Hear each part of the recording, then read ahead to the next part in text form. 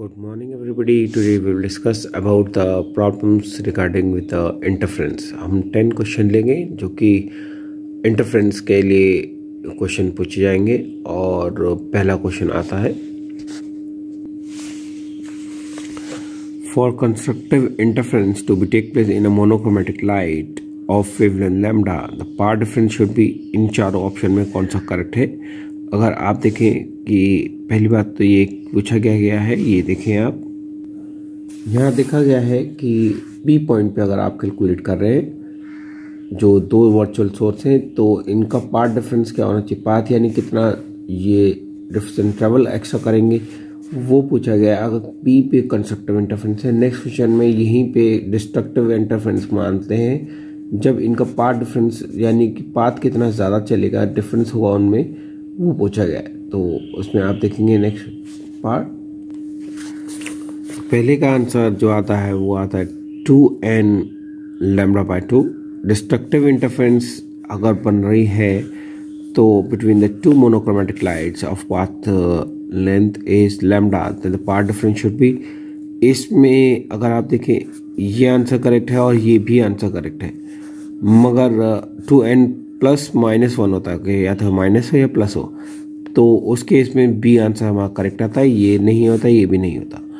13 question a young slit experiment, the resultant of the interference of the two current sources energy is increase होती है, decrease होती है, redistribute होती है and distributed not very with the time, time के साथ very नहीं करती है। Fourth question redistribution and distribution with the time, तो इसका करेक्ट आंसर आता है, इसका आंसर आता है redistribution and distribute does not very with the time, यानी डिस्ट्रीब्यूशन है ये आंसर है, मगर बुक में गलत आंसर दे रखा है, आंसर ए दे रखा है जो कि गलत है। इंटरफेरेंस में लाइट जो है इंक्रीज मतलब रीडिस्ट्रीब्यूट होती है कंस्ट्रक्टिव और डिस्ट्रक्टिव इंटरफेरेंस में, और वो वेरी नहीं करती है विद द टाइम। अगर वेरी करेगी तो इंटरफेरेंस होना मुश्किल हो जाएगा। Next question which of the following source is the best source of monochromatic, candle bulb laser source is the correct. ये मोनोक्रोमेटिक लाइट जो है अगर आप देखें तो ये मोनोक्रोमेटिक लाइट नहीं बनाती है, बल्ब भी नहीं बनाता और मर्क्यूरी लैम्प भी नहीं बनाता है। Next question to obtain the interference we require two source which emit radiation of, अगर रेडिएशन कर रहे हैं आप तो उस कंडीशन पे क्या होगा, nearly same frequency only different wavelength, frame frequency and a constant phase difference, constant phase relationship. तो डी आंसर इसका करेक्ट है, क्योंकि अगर आप देखें इंटरफेरेंस जब पैटर्न बनता है तो उसके लिए ये कंडीशन फेस कांस्टेंट होना बहुत ज़रूरी है। अगर फेस कांस्टेंट वेरी करेगा तो उस कंडीशन पे डिस्ट्रीब्यूशन जो है वो बार बार टाइम के साथ वेरी करेगा, यानी कि रीडिस्ट्रीब्यूशन जो बनेगी वेव वो सही नहीं बनेगी। जैसे आप देखेंगे यहाँ कंस्ट्रक्टिव और डिस्ट्रक्टिव इंटरफेरेंस मैक्सिमम पहुँच जा रहा है, मगर अगर ये वेरी करता रहेगा तो कभी मैक्सिमम बनेगा, कभी मिनिमम, कभी मैक्सिमम या इन बिटवीन। तो इन कंडीशन पे ऐसे वेरी करेगा जब अगर कांस्टेंट फेज डिफरेंस ना हो। तो कांस्टेंट फेज डिफरेंस यानी कि ये एक ही उससे, यानी जहाँ क्रस्ट है वहाँ क्रस्ट रहेगी, जहाँ ट्रफ रहेगा वहाँ ट्रफ रहेगा, तो ultimately you will obtain the maxima और मिनिमा। तो ये कंडीशन होनी बहुत ज़रूरी है कि कांस्टेंट फेज डिफरेंस कांस्टेंट हो। नेक्स्ट क्वेश्चन देखेंगे which of the following are the current sources, bulb दे रखे हैं 60 वाट का 40 वाट्स का, ये रॉन्ग है।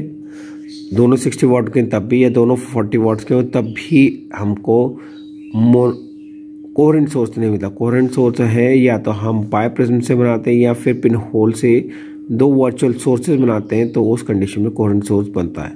नेक्स्ट क्वेश्चन 4 इंडिपेंडेंट वेव्स, अभी 4 इंडिपेंडेंट वेव, ये पहली वेव थे, दूसरी वेव जो है मगर इसका नेमिंग एक ही है, मतलब y1 की जगह आप y2 लिखते हैं तो एक ही वेव, थर्ड भी सेम वेव बन रही है और फोर्थ भी सेम बन रही है।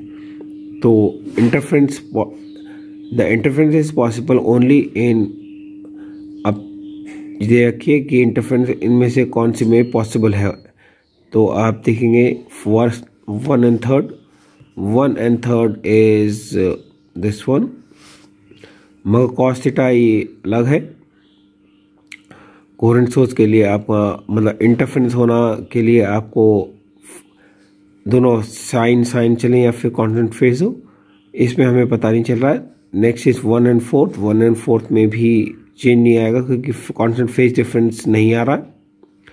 या 3rd and 4th अगर आप देखें 3rd and 4th तो इट्स नॉट पॉसिबल, तो answer is not possible at all. 4 destructive interference take place from the monochromatic light, the path difference is lambda by 2, the path difference should be, अगर destructive interference है जिसकी wavelength 2 lambda है तो path difference क्या होना चाहिए ये पूछा गया है। आप देखेंगे इसमें जो आंसर है वो 2n-1 लैम्डा बाय 2 होगा। सॉरी, ये लैम्डा बाय 2 तब होगा जब सिर्फ n लैम्डा होगा। अगर 2 लैम्डा हो जाएगा तो 2n- लैम्डा हो बचेगा। यहाँ पर अगर सिर्फ लैम्डा हो, वेवलेंथ लैम्डा हो, तो उसका आंसर ये भी करेक्ट है और ये भी करेक्ट है। मगर अगर 2 लैम्डा हो रहे तो उस केस में आपको डिस्ट्रक्टिव में ये कंडीशन होनी ज़रूरी है। For in young double slit experiment, the interference is produced due to the two slits of a 2D merge apart. The fringe pattern is observed at a distance d meter from the slit. If lambda is the wavelength of the light in meters, then the number of fringes appear per meter on the screen will be. ये double slit experiment use कर रहे हैं और एक slit जो है 2D पे मर्ज apart दोनों डिस्टेंस है, तो फ्रिंजेस आपको d डिस्टेंस पे हमें मिल रहा है तो लैम्डा है, तो हमको नंबर ऑफ फ्रिंज कितनी मिलेंगी ये पूछा गया है। तो इसका आंसर है, आंसर आएगा 2D upon lambda by d। Next question, the wavelength originating from the source at infinity are called. जब इन्फिनिटी से चलती है तो हमको कौन कौन सी मिलती है? Cylindrical wave front, planar wave front, spherical wave front, none of these.